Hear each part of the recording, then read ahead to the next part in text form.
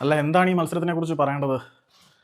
ശ്രീകണ്ഠീരവിലേക്ക് വിരുന്ന് വന്ന കൊമ്പന്മാരെ വിളിച്ച് വെട്ടി പീസാക്കി സൈസാക്കി എണ്ണയിലിട്ട് പൊരിച്ച് ആന ബിരിയാണി വെച്ച് വെസ്റ്റ് ബ്ലോക്ക് ആരാധകർക്ക് അവർ വിരുന്ന് നൽകി. അക്ഷരാർത്ഥത്തിൽ കേരള ബ്ലാസ്റ്റേഴ്സിന്റെ ആരാധകരെയും കേരള ബ്ലാസ്റ്റേഴ്സിനെയും ശ്രീകണ്ഠീരവയിലിട്ട് അവർ പുഴുങ്ങിയെടുത്തു എന്ന് തന്നെ പറയാം. രണ്ടാമത്തെ പകുതിയിൽ അത്യാവശ്യം നന്നായിട്ട് കളിച്ചെന്ന് വേണമെങ്കിൽ പറയാമെങ്കിൽ പോലും ഈ എന്തൊരു ആറ്റിറ്റ്യൂഡാണ് യോമാരുടെ. രണ്ടാമത്തെ പകുതിയിൽ അത്യാവശ്യം നല്ല പോരാട്ട വിജയം കാഴ്ചവെച്ചു എന്നല്ലാതെ ആദ്യ പകുതിയൊക്കെ അട്ടർ ദുരന്തമായിരുന്നു.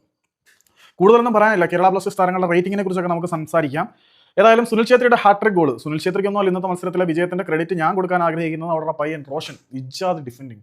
മറ്റേ തൊഡ്ര പാക്കല എന്ന് പറഞ്ഞ് വാടാന്ന് പറഞ്ഞ് നെഞ്ചു വിരിച്ച് നിൽക്കുന്ന ഒരു മൈൻഡ് സെറ്റ് ആയിരുന്നു. പ്രതിരോധത്തിൽ റോഷന്റെ ക്ലിയറൻസുകൾ തന്നെയാണ് മികച്ചു നിന്നത് എന്ന് പറയാം. ഏറ്റവും കൂടുതൽ ഷോട്ടുകൾ തീർത്തത് ബ്ലാസ്റ്റേഴ്സ് ആണ്. 22 ഷോട്ടുകളാണ് കേരള ബ്ലാസ്റ്റേഴ്സ് തീർത്തത്. ബംഗളൂരു 12 മാത്രമാണ് തീർത്തത്. ബോൾ പൊസിഷന്റെ കാര്യത്തിലും ബ്ലാസ്റ്റേഴ്സ് മുന്നിലായിരുന്നു. പാസിന്റെ കാര്യത്തിൽ ബ്ലാസ്റ്റേഴ്സ് മുന്നിലായിരുന്നു. പാസിംഗ് ആക്യുറസിയുടെ കാര്യത്തിൽ ബ്ലാസ്റ്റേഴ്സ് മുന്നിലായിരുന്നു.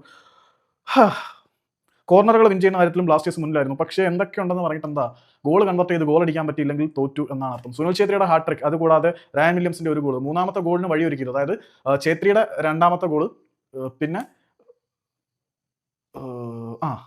ഛേത്രിയുടെ രണ്ടാമത്തെ ഗോള്, പിന്നെ ആ ഗോളിന് വഴിയൊരുക്കിയത് നമ്മുടെ ജോജ പെരേര ഡയസ് ആണ്. ഞാൻ തന്നെ ആകെ കിളി പോയി നിൽക്കുവാടെ. കേരള ബ്ലാസ്റ്റേഴ്സിന് വേണ്ടി ജീസസ് ജിമിനിസ് മനോഹരമായിട്ടുള്ള ഒരു സ്പെഷ്യൽ ഗോളും കാര്യങ്ങളൊക്കെ അടിച്ചെങ്കിലും അത് തോറ്റതിന്റെ പിന്നെ ഗോൾ അടിച്ചെന്ന് പറഞ്ഞ് മെഴുകിയിട്ട് കാര്യമില്ലല്ലോ. ഫ്രെഡി നല്ല പ്രകടനം കാഴ്ചവെച്ചു. ജീസസ് അത്യാവശ്യം നന്നായിട്ട് കളിച്ചു. പിന്നെ നോഹ പുള്ളി പതിവ് പോലെ പോരാട്ടവരെയും പ്രകടിപ്പിച്ചു. പക്ഷേ നോയെ 4 വശത്തു നിന്നും വരിഞ്ഞു മുറുക്കിയിരുന്നു.